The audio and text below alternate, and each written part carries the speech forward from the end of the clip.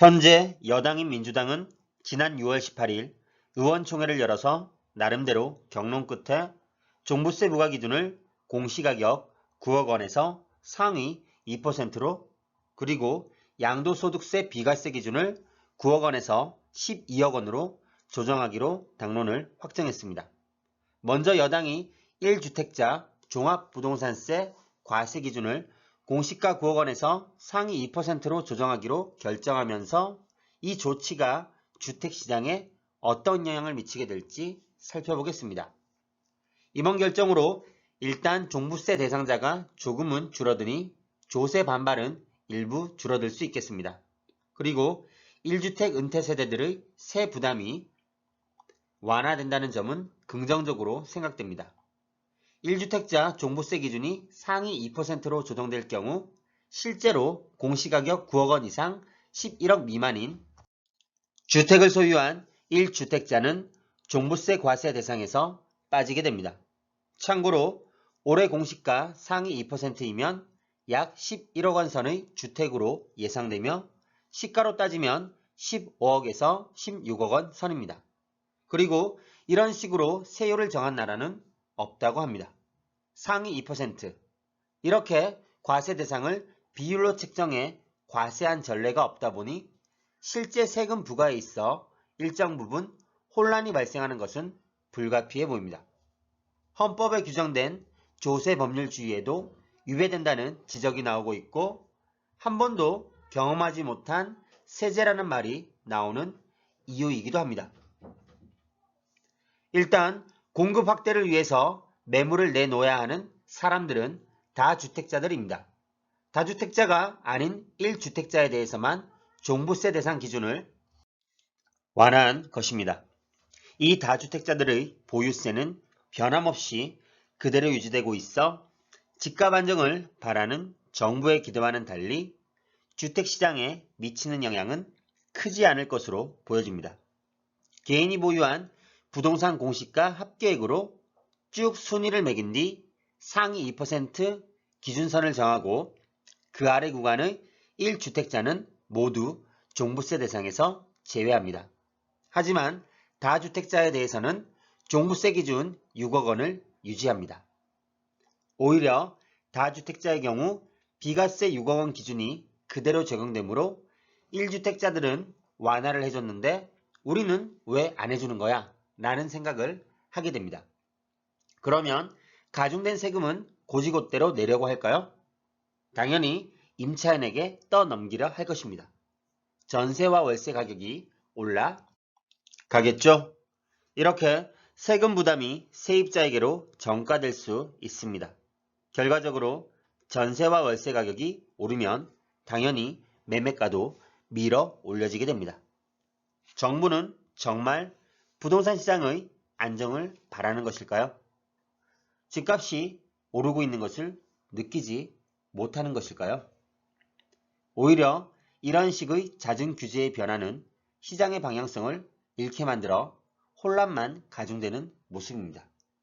확실하지 못한 어설픈 규제 완화는 차라리 똘똘한 한 채를 가지면 되겠구나라는 생각에 확신을 심어줄 뿐입니다. 왜냐하면 종부세 기준이 완화되었기 때문에 공시가격 11억 미만의 아파트들이 종부세의 울타리에서 벗어납니다.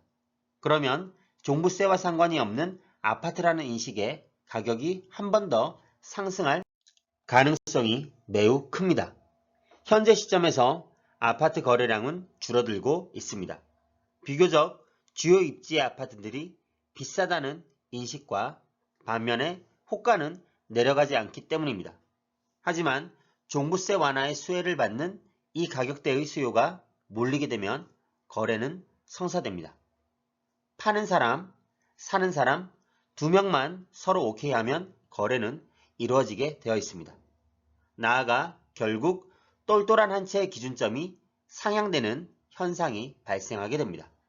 또한 이 상위 2%의 개념이 참 애매합니다.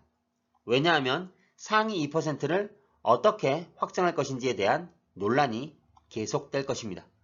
매년 2%의 주택을 줄 세우는 데 들어가는 사회적 비용도 있을 것이고 수요자들은 집을 사면서도 해당 주택이 앞으로 종부세 대상인지 아닌지 알 수 없기 때문에 이에 따른 문제가 발생할 것입니다.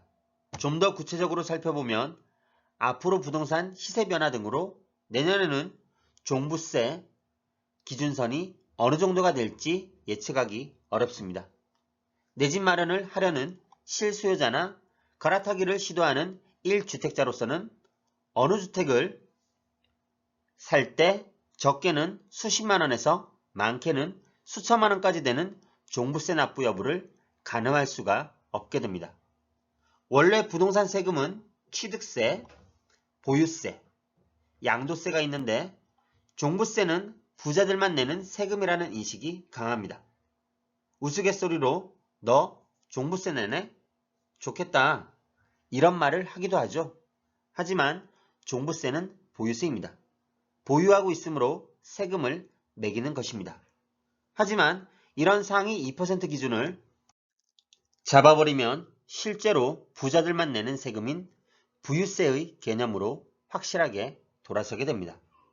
기존의 종부세 과세 인원이 너무 많아져서 부자라고 할 수 없는 1주택 중산층까지 종부세를 부담하게 되는 현실이었는데 이 부분에서 속도를 조절한 측면이 있는 듯 합니다.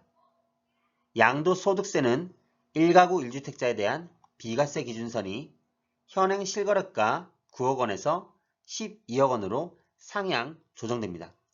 그동안 물가 및 집값 상승률을 감안해서 비과세 기준선을 조정하고자 하는 취지인데 조금 늦은 감이 있다고 생각됩니다.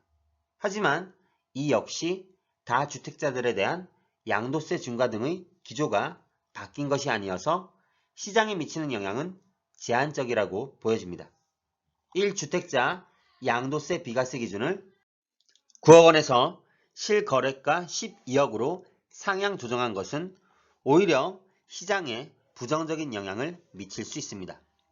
왜냐하면 비과세 기준이 상향 조정됨으로써 12억 원에 맞춰서 주택가격이 키 맞추기에 들어갈 가능성을 배제할 수 없기 때문입니다. 2년만 거주하면 비과세 혜택을 받을 수 있으니 12억 원 이하는 거래가 상대적으로 많아질 수 있게 됩니다. 15억 원 초과 아파트에 대출 금지에서 받듯이 일정 가격을 정해서 규제하면 아래 가격대 주택값이 상승하는 사례가 일어납니다.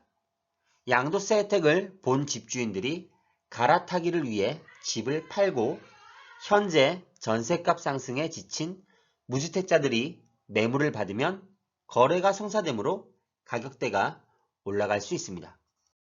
다만 과도한 양도 차익에 대한 형평과세를 위해 양도 차익 규모별로 장기보유 특별공제를 차등 적용하기로 했습니다.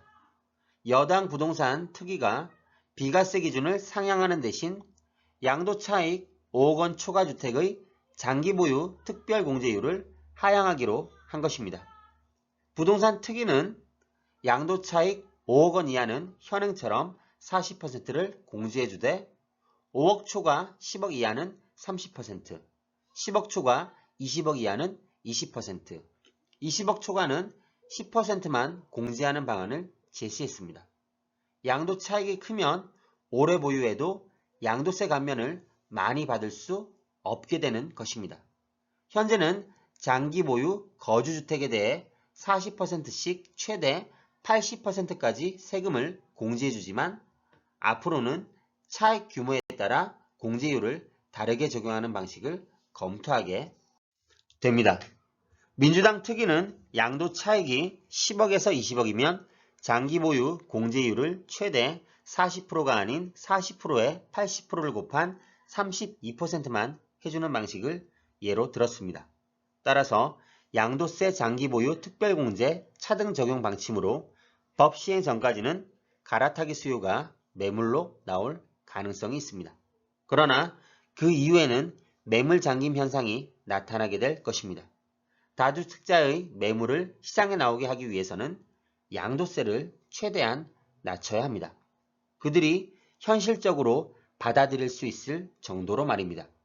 이번 세금 조치로는 당정의 기대대로 다주택자의 매물이 나올 확률은 매우 낮아 보입니다. 더불어 지금 시장에서는 정권에 따라 부동산 정책이 바뀔 수 있다는 인식이 팽배합니다. 정권이 바뀐다면 새 정책을 펼 가능성이 크다고 보고 있는 것입니다. 따라서 이번 조치로 매물이 늘어나기보다는 관망세가 더 짙어지지 않을까라는 생각이 듭니다. 결론은 1주택에 한정된 종부세 상위 2%, 양도세 비과세 기준 12억은 다주택자에게 큰 영향은 없습니다. 따라서 부동산 시장에 미치는 영향도 매우 제한적일 것입니다. 그리고 거시적으로 가장 큰 문제는 세법 규정을 바꾸는 모습이 너무 즉흥적이라는 것입니다. 그러면 그만큼 부작용은 고스란히 국민들의 몫이라는 것을 알아주셨으면 좋겠습니다. 매일매일 조금씩 나아가고 계신가요? 항상 성투하시기 바랍니다.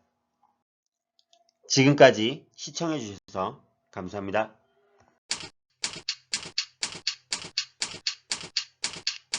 아래 메일 주소로 보내주시면 빠르게 답변 드리겠습니다.